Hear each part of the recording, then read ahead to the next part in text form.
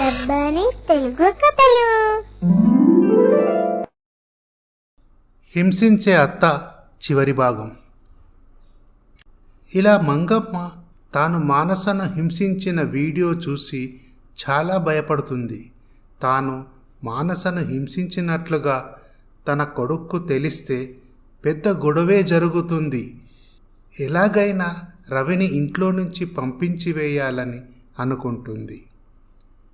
ఇలా పవన్ ఆఫీసులో పని ముగించుకొని ఇంటికి వస్తాడు.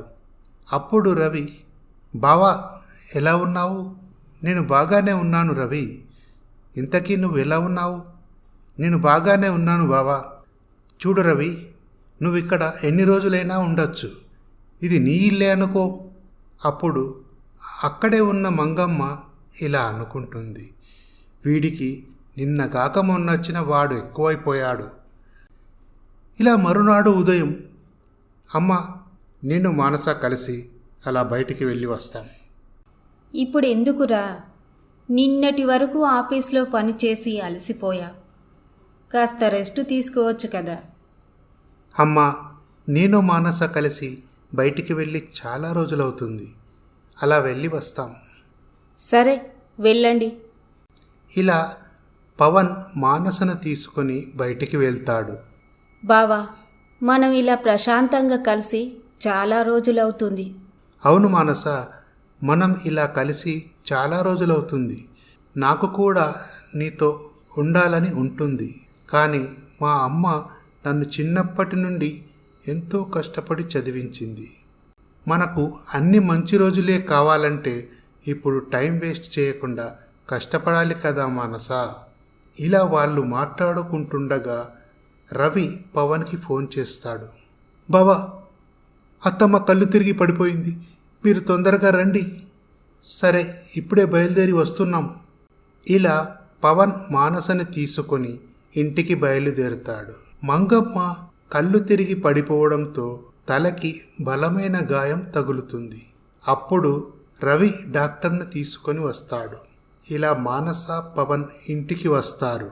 అప్పుడు డాక్టర్ మంగమ్మను పరీక్ష చేసి, తలకి బలమైన గాయం అయ్యింది, కొన్ని రోజులు జాగ్రత్తగా చూసుకోండి అని మందులు రాసి ఇస్తాడు.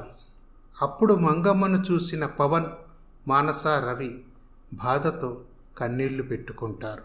చూడు మానస, అమ్మని జాగ్రత్తగా చూసుకో. ఇలా మానస మంగమ్మకి భోజనం తినిపిస్తూ సమయానికి మందులు ఇస్తుంది. అప్పుడు రవి మంగమ్మకి ఫ్రూట్స్ తీసుకొని వస్తాడు. అత్తమ్మ నువ్వేం బాధపడకు, నువ్వు త్వరగానే కోలుకుంటావు అని ధైర్యం చెప్తాడు. ఇలా కొన్ని రోజులు గడిచాక మంగమ్మ పూర్తిగా కోలుకుంటుంది. ఇలా ఒకరోజు రవి మానస మాట్లాడుకుంటుండగా మంగమ్మ చాటు నుండి వింటుంది. అరే తమ్ముడు, అర్థం చేసుకోరా. నువ్వు ఇంటికి వెళ్ళిపో. మనం ఇలా అత్తమ్మను బాధ పెట్టడం చాలా తప్పు. ఏమైందక్క అట్లా మాట్లాడుతున్నావు? బావంటే నాకు ప్రాణం. అత్తమ్మ కూడా చెడ్డదేమీ కాదు.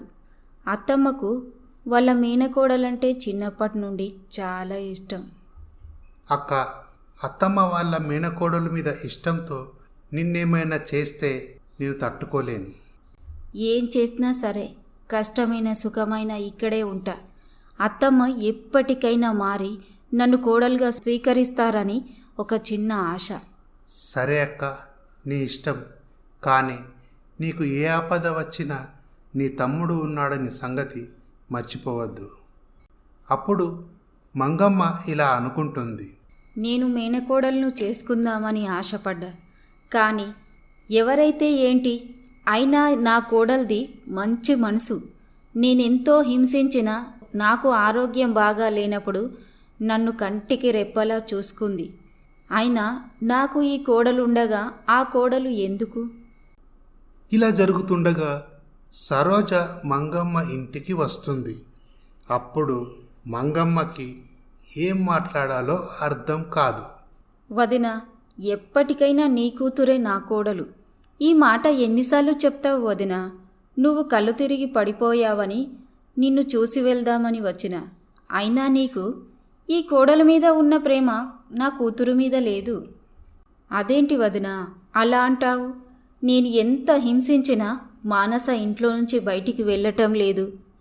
చూడు వదినా, నీ కోడలను ఇంట్లో నుంచి పంపించేంత వరకు నేను ఇక్కడే ఉంటా. చూడు వదినా, మానస వాళ్ళ తమ్ముడు రవి, వాడితో నేనే వేగలేక చేస్తున్నా. అప్పుడు సరోజకి ఫోన్ వస్తుంది.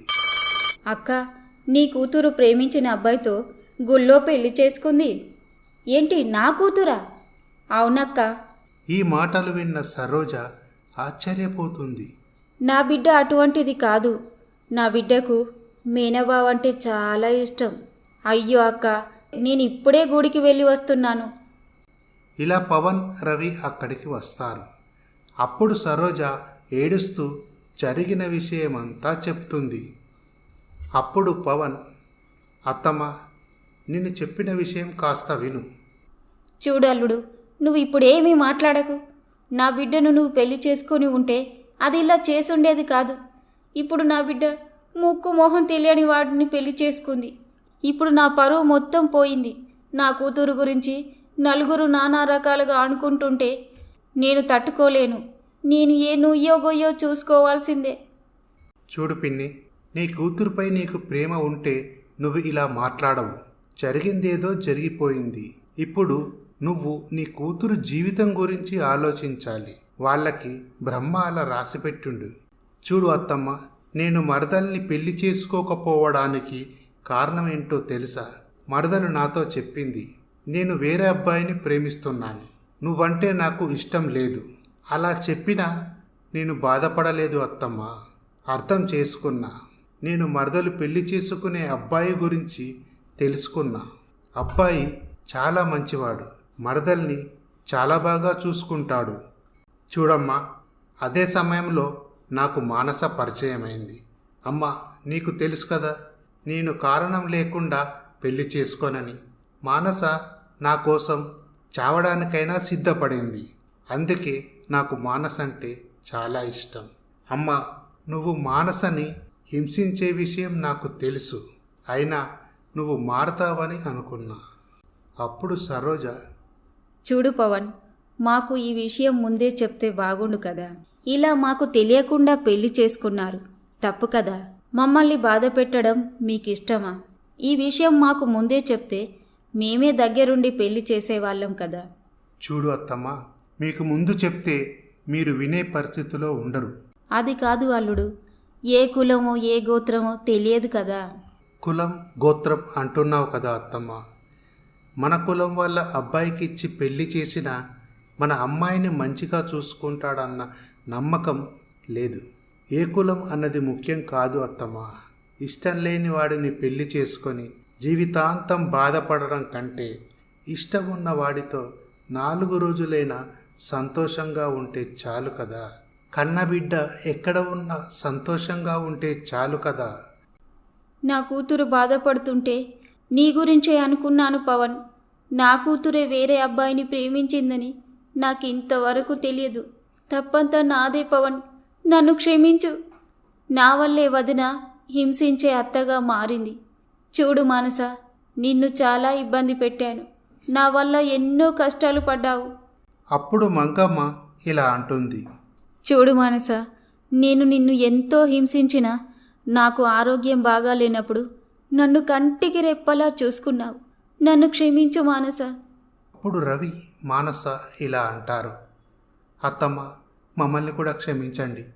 మేము కావాలని నిన్ను ఇబ్బంది పెట్టలేదు. నేను కూడా మిమ్మల్ని చాలా బాధ పెట్టాను. ఇక నుండి అందరం కలిసే ఉందాం. ఇలా జరుగుతుండగా మానస గర్భవతి అవుతుంది. అప్పుడు ఈ విషయం తెలిసిన మంగమ్మ, పవన్, రవి చాలా సంతోషిస్తారు. చూడు మానస, ఇక నుండి నువ్వు ఏ పని చెయ్యకూడదు. అన్ని పనులు నేనే చేస్తాను. నాకు 9 నెలలు తిరిగేసరికి పండంటి పిల్లాన్ని నా చేతిలో పెట్టు. చూడమ్మా మానస, నువ్వు నా కోపాన్నే చూశావు. అదే మనసుతోటి నా ప్రేమను కూడా చూడమ్మా. నేను నిన్ను ఎంత కష్టపెట్టినా నువ్వు నన్ను చాలా ప్రేమగా చూసుకున్నావు. అలాంటి నిన్ను నేను ఎలా మర్చిపోతానమ్మా. ఇలా వారి జీవితం ఎంతో సంతోషంగా కొనసాగుతుంది. ఇలా ఈ హింసించే అత్త కథ సుఖాంతమవుతుంది. ఈ స్టోరీ కనుక మీకు నచ్చినట్లయితే మా ఛానల్ని సబ్స్క్రైబ్ చేసుకోండి, లైక్ చేయండి, షేర్ చేయండి, కమెంట్ చేయండి.